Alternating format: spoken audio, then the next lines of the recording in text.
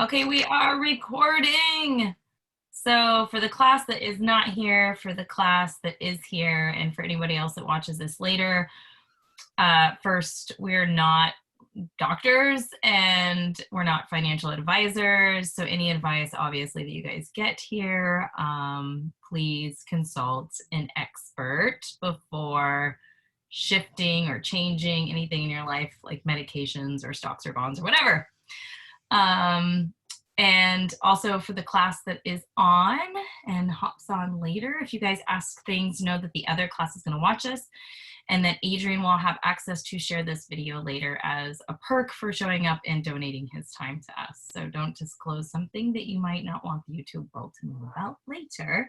But if you do have a private question for Adrian, I'm sure he's going to be more than happy to answer privately at the very end. So if you do have something that you don't want shared, please go to the chat box on the screen and ask questions. And if you want to ask a question yourself or you want to ask it during the class, just feel free to put it in there. I'll read it if you don't want to say it.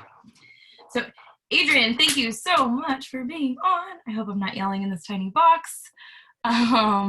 Adrian is my brother from another mother, and I have watched him grow for 8 years now. I'd like to fudge to almost 10, but I'll just call that as it is.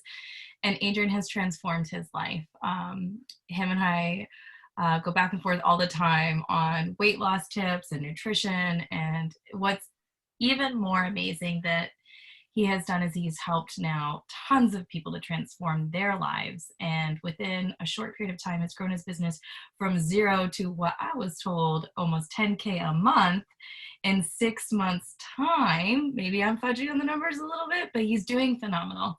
So he knows a bit about stocks. He knows a lot about health and weight loss and gaining muscle. And he is now here to share with you what he has come to know. So thank you so much, Adrian, for coming on. Oh, what an intro. Well, you're welcome, sir. Thank you for having me. Yeah, I'm excited to be here, for sure.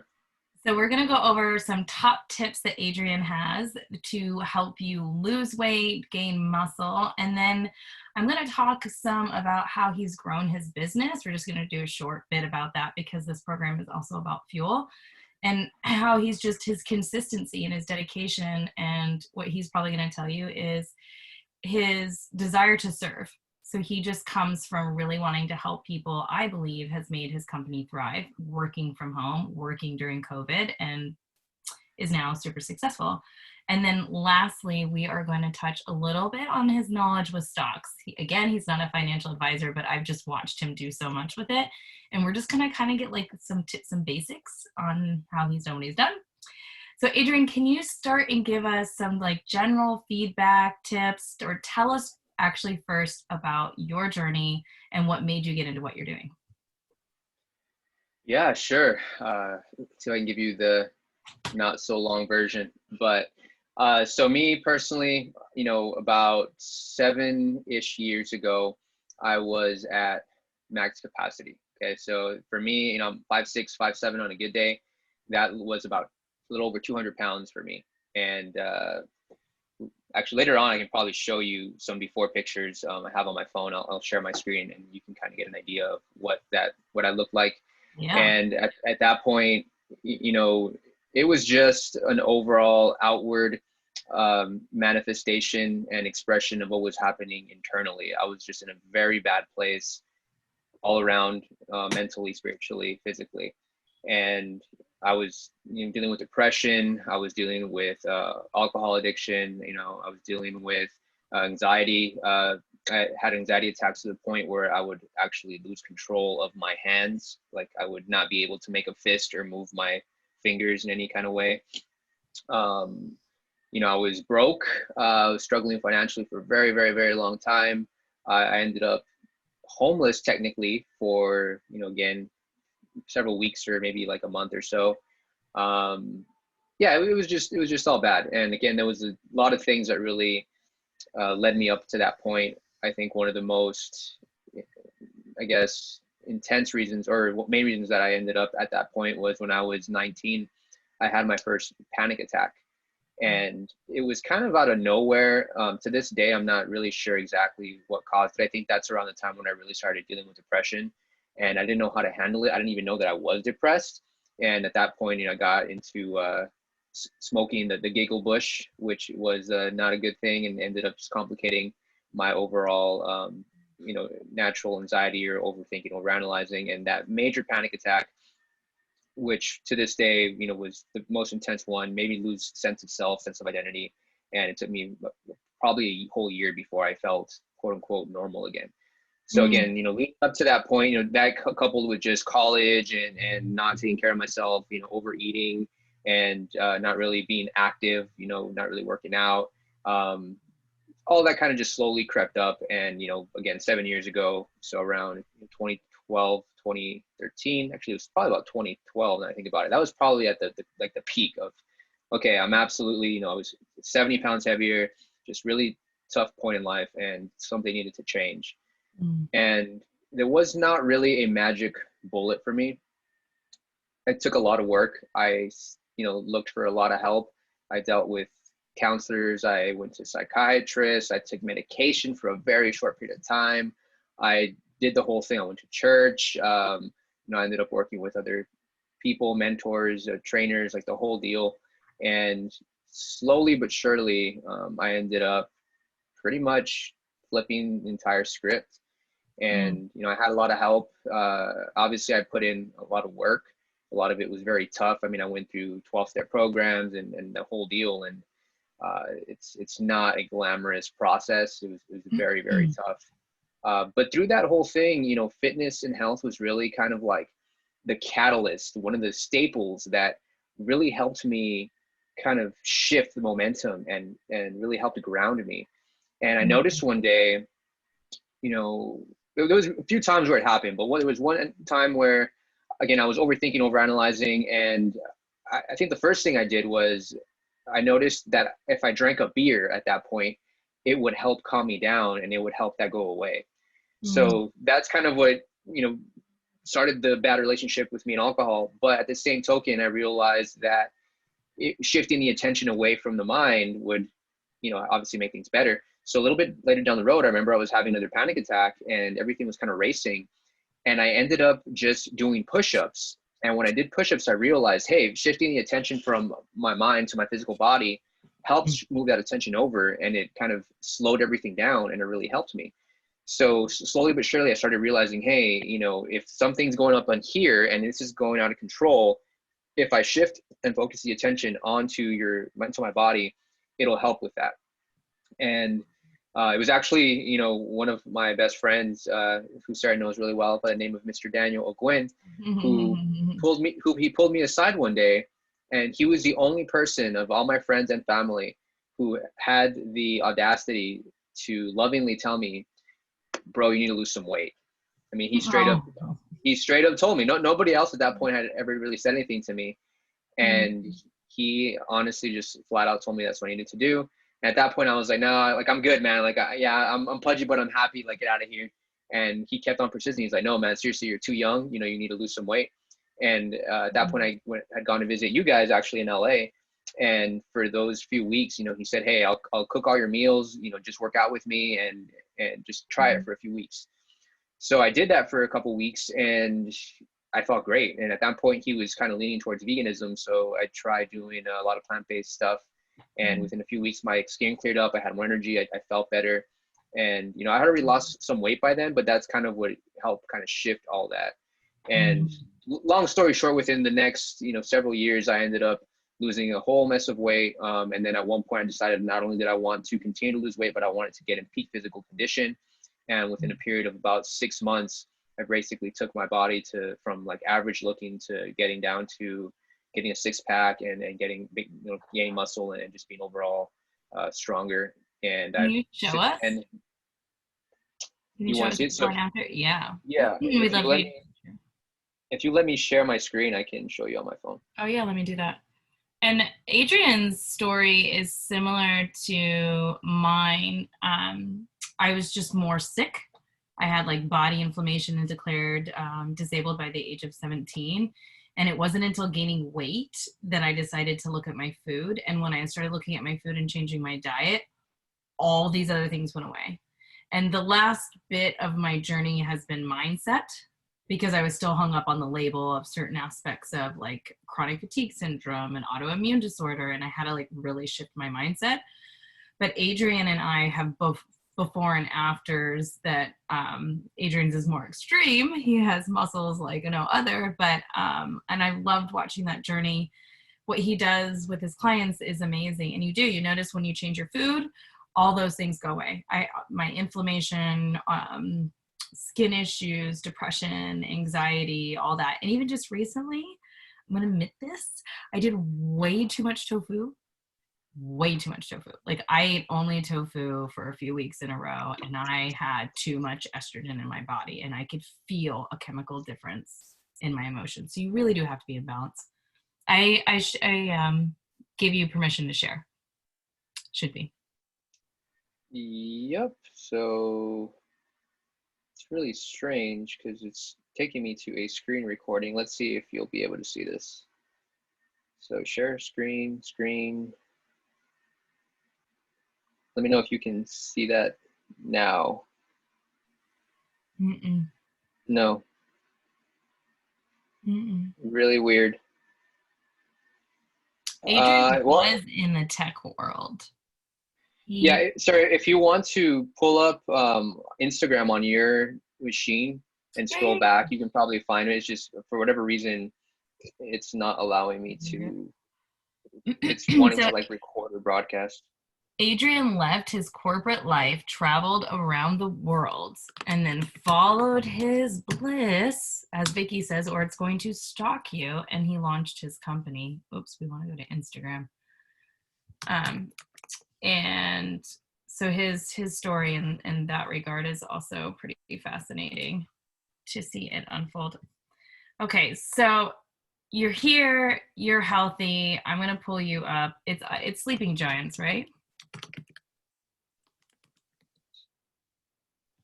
Got him. Okay. You can pretty much, well, that's my story. So you got to click on the actual name. Yeah, I got you. We'll get you. Go all the way back. You'll be able to see kind of where I started. And here's the thing too, I love telling this story, but I was so embarrassed, well, when I first started my journey, I said I was going to go ahead and go ahead and scroll all the way down to the bottom, Sarah, as far back as you can go. So these are some of his before and after of the clients that he's worked with. In case you guys, if you're not following Sleeping Giants, hop on, and he gives you tons of tips and tricks, food switches that you can do. There he is. There's Adrian, little pudgy. You're so cute. That's the Adrian I met. If you click on it, you should make it bigger. Let's see if you can pop it up. Yeah, I'm telling the story, but this one was probably closer to my max capacity. But when I first decided I was going to embark on the journey, I ended up finding, I took some progress pictures and I saved them for like a month or so, and I ended up falling off and failing, and I got so embarrassed I deleted them. But I do not have, the heaviest pictures of me starting because I was so embarrassed and ashamed. So even like this picture right here, shirtless on the left, that was already after I had probably dropped about maybe 20, 25 pounds. There was one that was even when I was heavier, and I just don't have it because I deleted it, unfortunately. Yeah, I did that with most. And this is Daniel. For anybody who knows Daniel, this is his before and after working with Adrian. Adrian will come stay with us, and they do all their muscle things. And I'm fine with my little belly. I got my little belly. So he's definitely, long-lasting weight loss. Absolutely. He's going to give you the tips and tricks for it. But if you're wanting to build muscle and like really pump it up, he knows his stuff. And you did this with, this is 26 days for Daniel. With Daniel specifically following Adrian's work, Daniel did this within 26 days. Now, anybody watching this later or now, like the way I work when I work with my clients is I'm more eating disorder targeted and very slow and conscious eating, mindful eating. And I'm very eat to heal your body. And Adrian incorporates those things, but he's much more like protein to calorie. How do we get you to slim down the weight and build muscle? And so you'll get this kind of result from Adrian, whereas you'll never get that kind of muscle when you work with somebody like me. I'm nutritional therapy. So this is fascinating. So you're doing it now. You have so much great content if you guys aren't following on these pages, and you really do. This is his mom. His mom, can you tell the story about your mom? Like his mom dropped almost all of her medications within, I don't even know how many days. She lost 22 pounds. And again, I mean, so, you know, numbers are deceiving, and that's one of the things I'll kind of talk about later. But yeah, it's 22 pounds, but my mom's 4'11", right? So it might as well be 50 pounds. Honestly, it's a huge difference for her. I mean, she gains 5 pounds, you can tell. Yeah. But my mom, you know, she's always been kind of in shape, and just maybe the past few years, she had really let herself go. And I remember I saw her, and I hadn't seen her in a while, and I was like, wow, mom, it's the biggest I've ever seen her.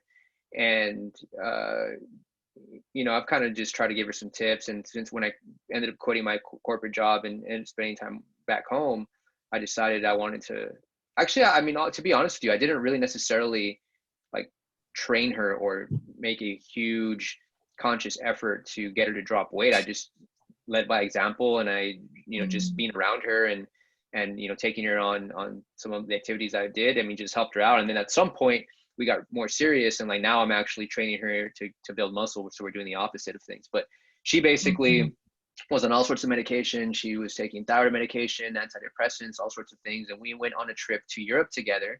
We went to Italy and Greece, and the airport ended up losing her luggage, so she had to come off of all her medication, I Mm. mean, without choice. But Mhm. luckily, you know, through staying active and just watching exactly what we were eating, I mean, obviously we're in the blue zone, so that is a big help. But Mhm. she was able to stop taking all that stuff, and she didn't have any noticeable withdrawals or side effect, which is incredible because So I've come off of amazing. medication myself, and it was, you know, not fun. Mm-mm. And so that was kind of the beginning of that. And since then, you know, she lost even more weight, and she's feeling and looking good. And like I said, now we're, you know, kind of doing the flip side, and we're trying to get her to put on some quality muscle and get toned up. So if you guys don't know what the blue zones are, there's 7 blue zones that exist in the world, and that's where people live the healthiest and the longest. I've studied this, and it's pretty fascinating. In general, it's the anti-inflammatory diet. It's very little meat, and the meat that you're getting is usually like go catch it out in the wild type. It's not farm factory. One of the top foods is actually the purple potato in one of these areas. So it's the food revolution does a lot of studies advertising this work, and it really goes to show you, you know, you want to live to 110 running around chasing people. The look to the blue zones because they're doing it right. So Adrian, what are some tips that we can do that you can help this class start doing right now to start making a long lasting difference in their life? Um, this might not be what you expect, but honestly, it starts with your mindset. That is the key factor. That is the most crucial element when it comes to, you know, undergoing, transforming, getting any kind of results even close to this, is really understanding that one, this isn't going to happen overnight. I mean, this transformation, that this pictures that you're looking, I mean, there's years between those two photos. Uh, Mm-hmm. yes, I have clients that within 30 days can lose like 20 pounds, and you notice a dramatic difference, but these are uncommon. And honestly, sometimes what ends up happening is they're not necessarily following my program, and they end up making extreme progress within the first 30 days, and then they kind of taper off after that. So the ones that I'm most proud of, the ones that I look for, are the people that make small, consistent steps throughout the duration of our time working together, because they tend to not only uh, get better results in the long term, but they also tend to keep it off. So generally, the rule is the faster you lose the weight, the more likely you are to put it back on. So the key factor is one, establishing your mindset to understand that this is a long-term game. Okay, especially if you have a lot of weight to lose, it's crucial and critical to understand that um, a lot of what you're seeing as far as media, TV, advertisements, the fitness industry is sensationalized. Lose 30 pounds in 30 days, all that kind of stuff. I mean, we've kind of grown up thinking that that was a norm and that it was possible. Obviously, it is possible, but it's not necessarily the healthiest way to do things. And like I said, it's usually not the best solution for long-term fat loss. So if you're trying to lose, and again, it depends on what your goal is, right? So I primarily specialize in fat loss, and also in muscle building, but we'll talk with fat loss first. So if you want to lose fat, you're generally looking to shoot for 1 to 2 pounds a week, okay, of losing fat. And the other problem, and I mentioned this earlier, is you don't necessarily want to go by the scale. The scale is a tool, but that's all it is. It Hmm. tends to lie, right? You'll see there you go. That's a great graphic that I have on there. It doesn't tell you a lot of information, stuff like if you're stressed, obviously if you lost inches, if you gain muscle, all that other stuff, if you haven't slept. And that's also very important things to keep in mind, because what I see happen very often is I'll have a client and maybe the first couple weeks they won't lose any scale weight, yet we take measurements and they've lost a couple inches off their waist, right? Mm. And another scenario that's very common is because I have them usually doing some kind of resistance routine that could be, in its maximum form, they're working out in a gym lifting weights, but sometimes I'm just having them do body weight exercises at home with no equipment, but still you're able to put on muscle regardless. So what could be happening is you might be gaining muscle at the same rate that you're losing fat. So the scale won't necessarily show you what's going on, right? It'll stay the same. And here you are, eating better, quote unquote, dieting, working out. And you're like, but the scale's not moving. I'm not making any progress. Mm. That's not true. So you want to use different metrics. I have all my clients take pictures. We do before and after shots every couple of weeks. We take measurements. We measure, waist, arms, legs, and then obviously we do use a scale, but it's kind of just as a tool. Everything used in combination will give you a much better idea of what's truly going on with your body. If you Mm. want to be hardcore about it, which is what I do, is I literally get DEXA scans. There's different other methods of doing this, but it's a body fat test. You can go and get this done with the physician, or other places have them available. And Mm. it'll literally break down your bone density, how much muscle mass you have on you, how much fat mass you have on you. And then you can go ahead and, either diet or try to build muscle, and then take the test several months later. And the data doesn't lie. And that's basically my approach is what ends up happening with weight loss. And again, you don't need to be extreme if you're just starting out. There's a few simple steps you can actually practically do. And this is where I'll get into the more of action items. So really you want to make sure you're doing the basics. So the basics are basically you're drinking enough water. You want to Mhm. shoot for basically half of your body weight in ounces. More usually better. Water does amazing things for you. It'll help, kickstart your metabolism. It'll help flush out your system. You'll skin will clear up.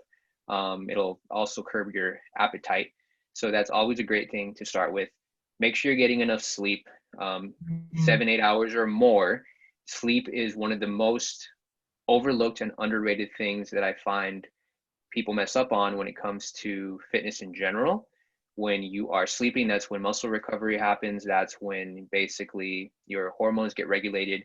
And there's a couple of hormones specifically that are responsible for curbing your overall hunger, as well as making you feel hungry. And when you're not sleeping enough, they basically go haywire and flip around. So you Mhm. end up feeling hungrier overall throughout the day, and you end up not being able to feel full. So make sure you're getting enough sleep. And obviously, you want to move your body as much as possible, even if that's just walking or gardening or playing with the kids, riding a bike. Uh, you want to be active and get your body moving, get the blood flowing. Mhm. Um, so those are just the basics. Once you kind of really got that down, then it's really just about, to lose fat, you want to be what's called a caloric deficit. All that means is you're burning more calories than you are consuming. So the easiest way to really do this is by using, calorie calculators and tracking all your food. But like I said, that's at, I guess, the highest, most elite level. This is what I end up doing down the road with a lot of my clients. And the beauty behind it is that there's no guesswork, right? Mhm. What you can measure, you can manage. And Mhm. when I work with people, we track everything. We're tracking workouts, we're tracking their food, we're taking pictures, and all that is accounted for. So it's a Mhm. very systematic process that if you follow it, there's no reason for you to fail. Mhm. But again, when you're just getting started, you don't necessarily have to start at that level. And some practical tips that you can kind of do is The most important one, I guess, would be have some idea of what you're consuming. So I tell people, create a food log. Okay, this could be as simple as you jotting it down on a piece of paper or using your phone, on your notes, or getting a journal, whatever. But become very aware of what you're eating on a daily basis and just write it down every day. You don't necessarily have to make a plan as far as what you're eating, but spend like a week or two and just write down every single day, this is what I'm consuming. At the end of that week or two, you can go back and you can look at your list, and all of a sudden you realize, oh man, there's a bunch of stuff in here that I could probably cut out that would, help get me towards my goals. And it'll be very apparent that, hey, every day at lunch, I maybe ate a candy bar or Snickers or whatever. And that gives you a point to say, okay, I need to start eliminating this. And you'll also start to realize that, again, little patterns here and there, that maybe every Saturday you tend to indulge with pizza or whatnot, or cookies, or whatever it is. And again, that gives you the starting point. You can start eliminating things off that list. But two, it'll make you conscious and aware of what you're eating, right? So now you're mindful, because you're going to have to write it down later. So it'll make you think twice, because if you go and now you're going to reach for something you shouldn't be eating, and you understand that you're going to have to write it down, you're going to start to right? So you're going to second guess a little bit. You're going to be like, hey, maybe I shouldn't eat this. And that's really kind of the first step, is become very aware of what you're putting into your body. When awareness is always the first step in change for anything. And once you start to develop that awareness, it's going to become easier to say no to the things you shouldn't be messing with. And you probably already know what those things are anyways, right? So I love touching on this, because when I first started, I was calorie counting, and it helped me to start that journey that you're talking about. But once you get so equipped, like Adrian knows by heart, like this has this many calories and this has this many calories, and he really doesn't need to look anything up anymore, because he just knows what he needs to be at. And then you get to a place where I love to take people, and that's that conscious eating, that's intuitive eating, and really listening. Is this what your body needs? Is this what your body wants? And once you pull out the addictive foods out of your diet, your hungries are usually going to be real hungries, not false hungries. But as you just saw, Adrian has those tips if you guys pop onto his page, if you're not following. If you do get hungry, there's little things that you can do if it's a false hungry to really check in first, like drinking that water. So you have the calorie counting, and really taking documentation and just becoming aware of the foods that you're eating. Yeah, that's and again, I mean, the learning curve with calorie counting, it's kind of all over the place, but I always suggest to people to try it, just because again, it's an awareness thing. Now you start understanding what 4 ounces of chicken breast look like. You start understanding what a cup of rice or beans look like, and it helps with your portion control. And again, when I'm getting very meticulous towards a goal, so like more recently, I dropped down to single-digit body fat. In that case, I set up my meal plan. I was counting calories. I knew exactly what was consuming. But to be honest with you, there was points where I was a little bit more lax, because I was still hitting, say I had 5 meals to eat that day, I would hit 4 of those meals. And for the 5th one, I might be a little bit more flexible. Because that's the other thing too, is you don't always have to be perfect to make progress. Right. And I love this concept. And I share this often with people, but, I always go back to the story of Michael Jordan. I mean, arguably the greatest basketball player in the world. He only made about 50% of his shots, meaning he missed 50% of all the shots he took. And there was games where he had a very low percentage. He was only hitting like 20-30%, yet he still scored like 50 or 60 points, because he took so many of them, and he was still able to win the game. So it's the same thing with your fitness journey. Say you're working out 5 days a week for say 3 months.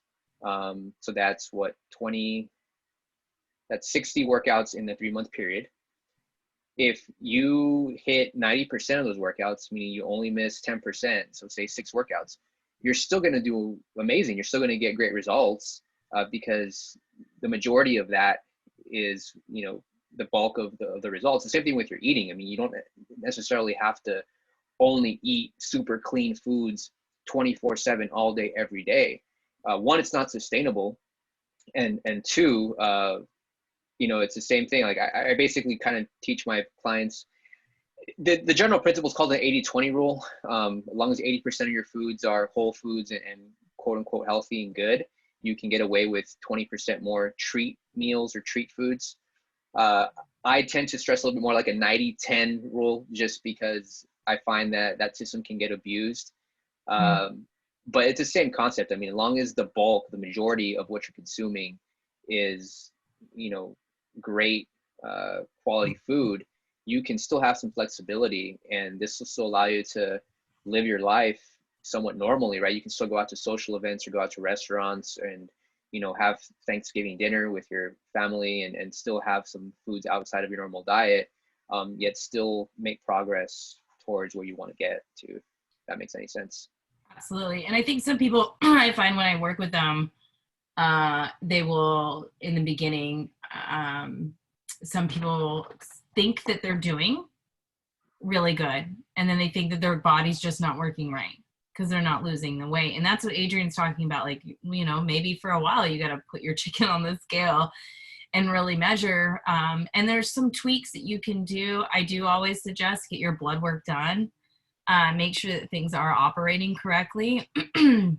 But things like good oils when you're cooking will help with body weight loss versus weight gain. So just there's small tweaks that I'm sure working with Adrian or working with another nutritionist, you're going to learn. Switching from cooked nuts to raw nuts is another way as well.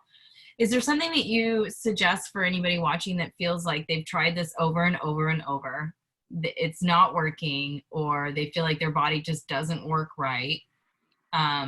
What do you have to say to that? People that just can't seem to make any progress.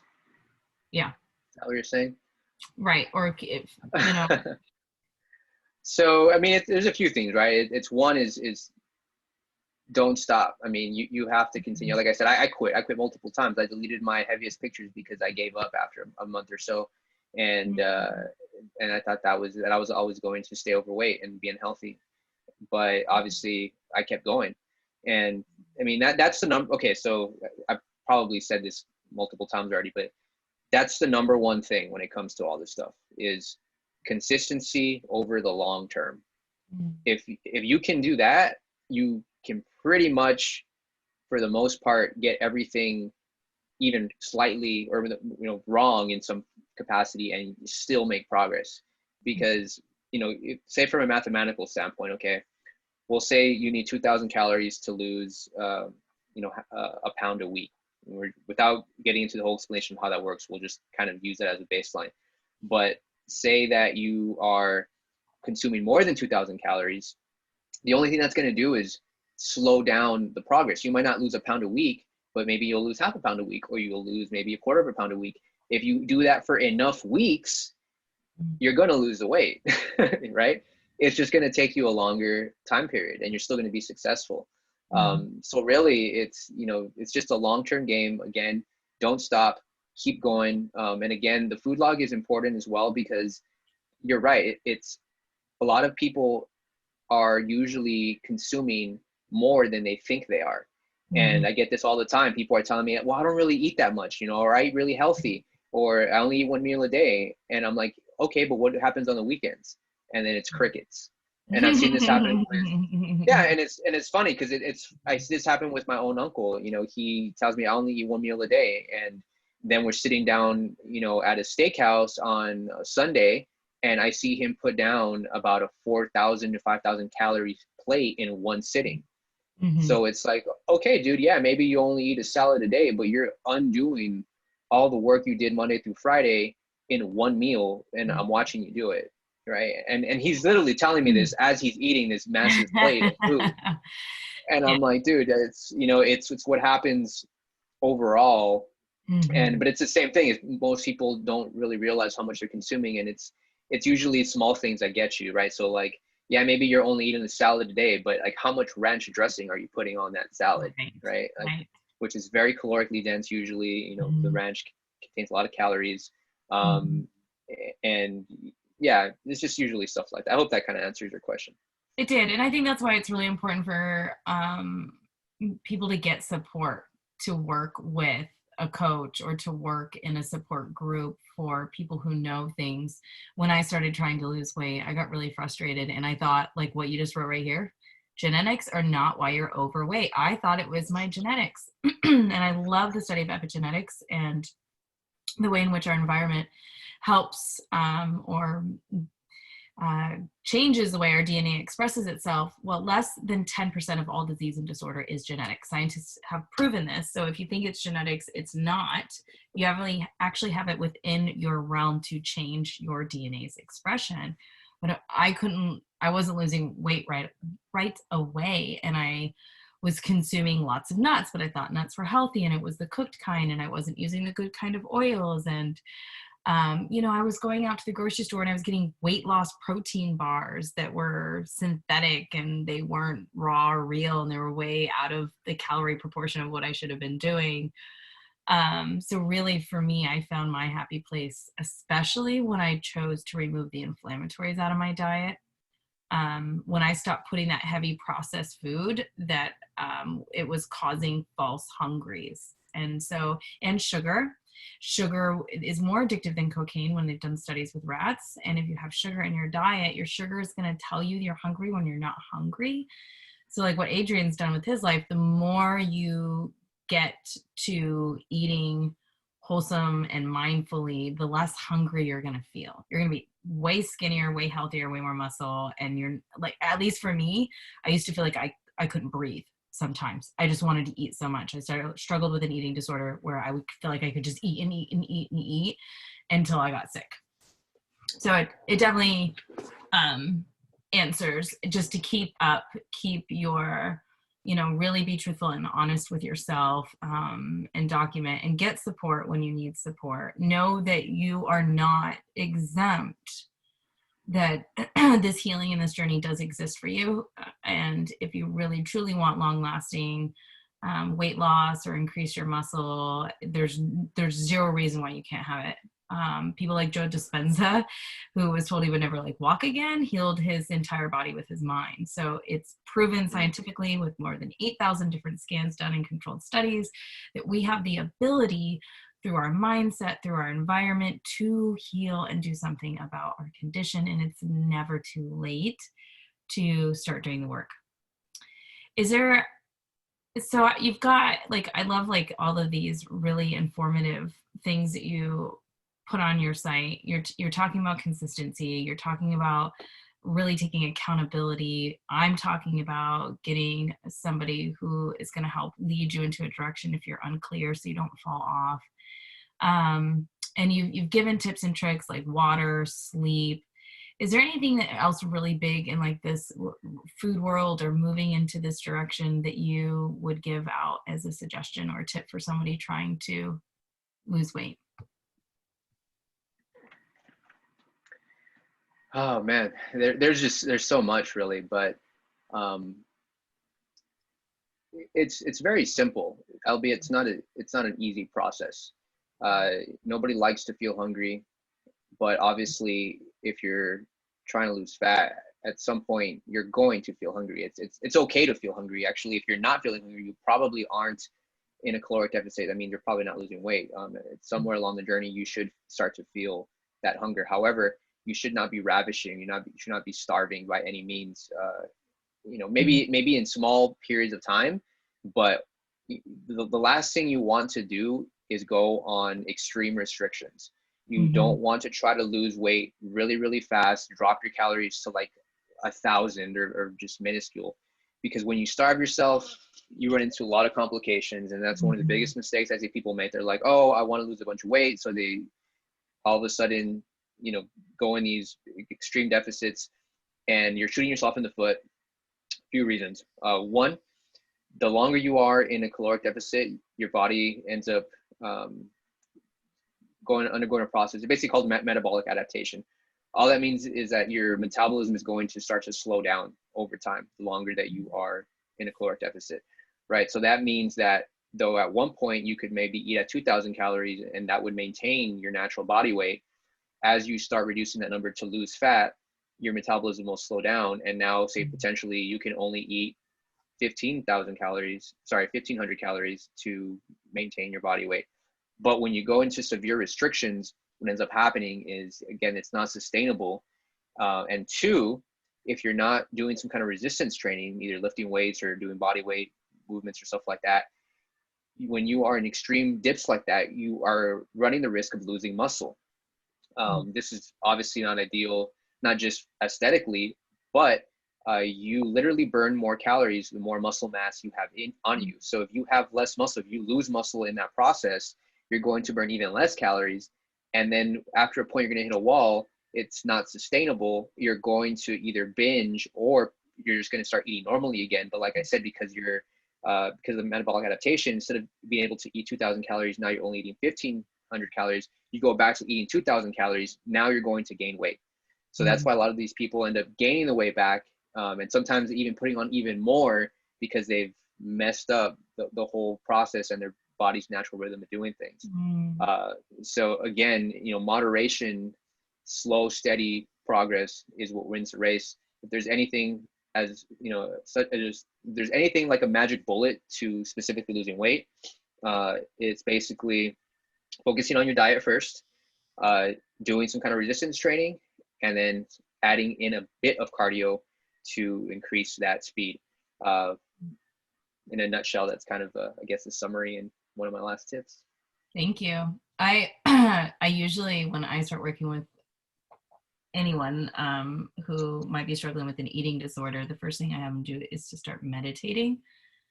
Because when we center ourselves and we get still, we really need to discover why we're choosing to eat the way that we're choosing. Because the majority of Americans know, or individuals in the world, and have the ability to change those choices. So I usually have them slow down, center themselves, just to really become aware. And I love how that's when you're starting, having people really document, know that it's a long term, know that there's no quick fix, and to really keep going with it. I personally now fast in the morning. And I know that's kind of contrary to what you read on the typical like news reports and whatever, but with fasting in the morning, I'll do like sometimes a little bit of ghee or healthy tea with certain things in it. I eat smaller amounts throughout the day, whereas we're told to eat a really big, nutritious breakfast in the morning. And I think what it just goes to show you is that everyone's built differently. So whereas like gluten is not good for my body at all, it might be fine for Adrian's body. And, knowing that if it doesn't work for somebody else, it still could work for you. So don't get discouraged as well as if it's working, vice versa. And I love Adrian is tender, gentle, lovingly assertive, very educated in what he does. And if any of you guys want to hop on later and reach out to him, he's phenomenal. Please go to Sleeping Giants Fitness and see what he posts. Follow him on Instagram. You get all the goods and juicy stuff. And if you know anybody as well who might want to follow, please send them to Adrian. Again, I've known him. He's one of the kindest, loving human beings out there. So we should support more and more of you. Before we end the call, we have about 15 minutes. I know only 2 members are on today. So if you guys have questions, turn your camera on. You guys can ask. Oh, lost Mama Linda. Now we just have Gabrielle. Gabrielle, do you have any questions for him before I shift the topic? No. Okay. So, Adrian, what is like with growing your business and financially deciding to leave corporate life and grow your own company, for anybody that's struggling financially that's on this call or on the call later? Is it, I guess I would assume the same thing. It's like consistency or, like growing your own business. What is your feelings about changing the life from being corporate to doing this now? Mom, I gave everybody a chance to, by the way, if you have any questions for Adrian, since you just hopped back on. Mama Linda, do you have any questions for Adrian? I think she's trying, maybe, unmute. No? Oh, lost her. Okay. So I know you played with some stocks, and I love your input on both these things, like growing your own business, earning an income from home, and stocks. Well, and again, it's funny. I used to hop on, webinars and events, and it's very true. Like everyone's always looking for like the one thing you can do, or this one little tactic or trick. Uh, and I found myself wanting similar things. And the more I started working with, other successful people, they always kind of preach that it's really the principles. It's not these little things or tactics or anything specifically. It's really the fundamentals that get you the results. And when it comes to starting your own business or money, wealth in general, um, people always think that I'm crazy. But when they ask me, it's like, well, how do I make more money, or how do I stop being broke, or how do I do this or that? My answer is usually the first thing I always say is give more of it away. If you want more money, give Mhm. more of it away. And this Mhm. basically is a universal fundamental principle in life for anything that it is that you want more of, or that you need, or you lack. Whatever those things are, give more of those things to other people. This can Mhm. be prayer, this can be love, this can be money, this can be friendship, but really identify what those things are for you in your life, and then do your best to support and provide others with those same things. Mhm. So the biggest difference for me, as far as when it came to finances, again, I told you guys earlier, I was broke. I was struggling financially. I think at one point I was like $50,000 in debt. I'm happy to say that that debt today is zero. I mean, I have a positive net worth for the first time ever. Uh, and one of the main things I did at one point was, when I started making somewhat consistent income, is I decided that I was going to give a percentage of that away to uh, people in need. And for me, that always looks different. Sometimes it's an organization, sometimes they're nonprofits, sometimes it's a church, sometimes it's a person. But I said, anything that ever comes into my hands, into my bank account, I am going to give X percentage of that away. And I have maintained that to this day. And honestly, I attribute that to why I was able to become successful, why I've been able to not be broke. And on the flip side, actually, I'm not a millionaire, or I'm not quote unquote like rich by maybe the world's definitions, but I'm doing pretty well for myself. Mhm. And that is really one of the biggest keys. And aside, it's truly just about success leaves clues, right? Study the greats. I mean, one of the best decisions I personally made is I hired a business coach. And I find that there's a lot of people that have a stigma, you know, even now, when you were talking earlier, it's so funny because again, I would hop on webinars or hear people and they're talking about, oh, well, I'm a fat loss coach and this is what you should do. And by the way, if you need help, you should hire me. And I always thought it was such a gimmick, so salesy, such a pitch. And then I realized that no, I mean, they're truly offering value, and they're giving you an opportunity to work with them if you so desire it and need it. And when I hired my business coach, it was the first time I ever truly made that kind of investment into something. And I would do it 1,000 times over. And now I'm more likely to buy other products or invest in people or services or coaches, because I see the tremendous value that they provide. Accountability is huge. Knowing that I have to answer to somebody else and do certain things and show that person that I'm actually doing them is massive.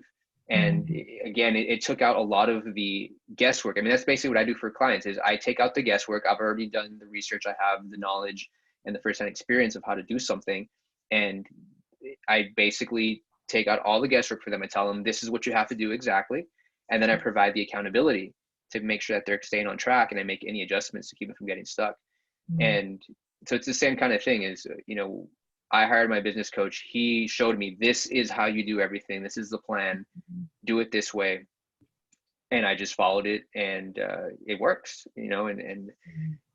so that's just one thing, is one, give more of it away, do whatever you want in life, especially if it's finances. And two, invest into yourself, invest into things that are going to get you the results that you want to get to, especially education when it comes to, say, finances, or stocks and bonds, or how to start a company, all of that stuff. The reason I have this program right now is because of Christina Schooler, and we were on a call a couple months ago, and she does coaching for women. And I said, I just have this really strong feeling like I'm supposed to have some sort of coaching from you. And she was like, well, I was actually thinking of like launching this private training to help coaches launch their program. And Gabrielle was on that call, and we all went through it. And here I am with my own program. And having her assistance took you from this like dark, confusing, oh my gosh, it's going to be so hard box to here's the clear and easy steps. Now, she's not going to make me successful, but she can lay down the roadmap that worked for her. She can lay down tips and suggestions that worked for others. And I mean, she like held our hand step by step on how to create what I have.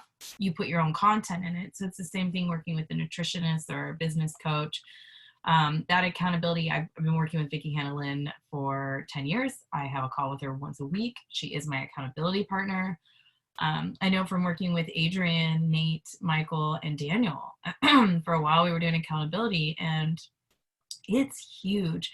I want to say too, anyone a part of my program who's watching, I don't make anything off of the speakers. The speakers are not charging. When I'm sharing who they are and what they do, it's because I really love and believe in them. And, they're not getting paid to get on. They genuinely want to be of service as well. So if Adrian's not your person, just getting a coach is what, we're saying. If you feel lost and in the dark about this progress, there is support that exists for you. And it's totally possible. I think if I shared mine real quick, my before and after, and I think everyone has seen it, but in case you have not seen my before and after of my personal transformation and experience, I'm going to show it now. And Adrian, as we close this call, with stocks and investing, you went from somebody who didn't have an investment at all. You do it now. Do you stand by it? Do you feel like it's really positive for people? Here's my before and after. Yeah, I mean, I guess it really depends on you and who you are and what you believe and what you want to do with your finances. But if it's not necessarily the stock market, you definitely want to be saving and investing in something, whether that's starting your own business or some kind of mutual funds or something in the financial market that's going to get a return on your money. The last thing you want to do, in my opinion, is just have a bunch of cash sitting there not really doing anything. I mean, that's kind of like hiding gold in the dirt and not really doing much with it. So again, it looks different for everyone. For some people, the stock market can be overwhelming and kind of difficult, which I completely understand why. But again, education is key. Just learning some very basics and hiring a financial advisor or a fiduciary to guide you through that process can be extremely beneficial for you. Do you have anybody that you suggest that you work with? I have been in some stock trading rooms and so there's reallifetrading.com, I believe. That's a good place to start. The guy's a great dude and he puts out a ton of free information on his website. I believe you can sign up for free and he runs you through a free course that gives you just general fundamentals and principles of investing, how the stock market works and all that great stuff. I signed up for his stock trading room and I did that for a few months. And again, at that point, it was all free. I believe it still is. So again, Real Life Trading is a good place to start. I believe Buffett Books is another website that just puts out a bunch of content. I think it's buffettbooks.com or something to that extent. And it's a series of videos. They're long and there's a lot of information there. And it kind of just shows you kind of the Warren Buffett style of investing and educates you on the stock market in general. But again, those are free resources I've never actually paid for a fiduciary, though I have looked for one. And I have a financial advisor that's a part of my bank who I kind of go to or have talked to at times that kind of guides me through things. Great. Have you read Tony Robbins' book? Money Masters, I think it is. Yeah, Money Masters Game. I highly suggest Peter Lynch, One Up on Wall Street. That is one of the most practical and easy to read books on investing that, it's kind of dated, but the principles still apply today. Tony Robbins has some decent stuff. I have read Money Master the Game, and there are a few other ones that aren't coming to mind right now. But yeah, even if it's just books, just education is key. I think we were saying if you're 25 and you put what the average car payment is into a long-term stocks and funds, that by the time you were to retire, you'd be a millionaire.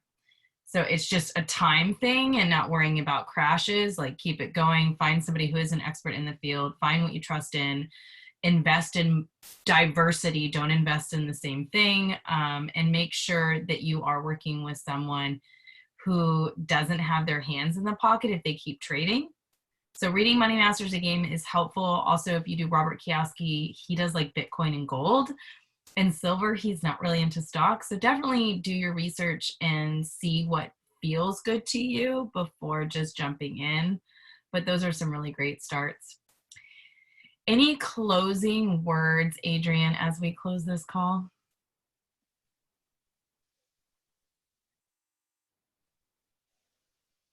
I have a call that was supposed to be in 2 minutes, but she just messaged me. So let me just push it back a little bit so I can speak to you without Oh, feeling that's right. rushed. I was supposed to give you a 5-minute closing, wasn't I? Sorry about that.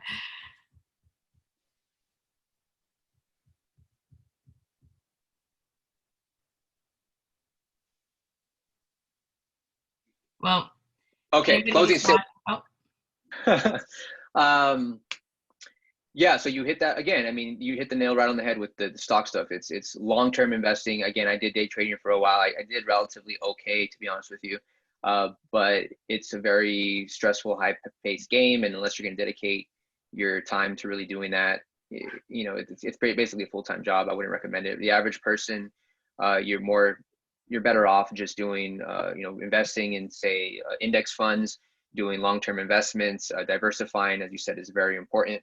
Mhm. um, uh, and but again, it's, if you're trying to get into it to get rich quick, make a lot of money really fast, Yeah. it's the wrong mentality. Just like fitness, just like anything in life, it comes down to the fundamentals, the principles.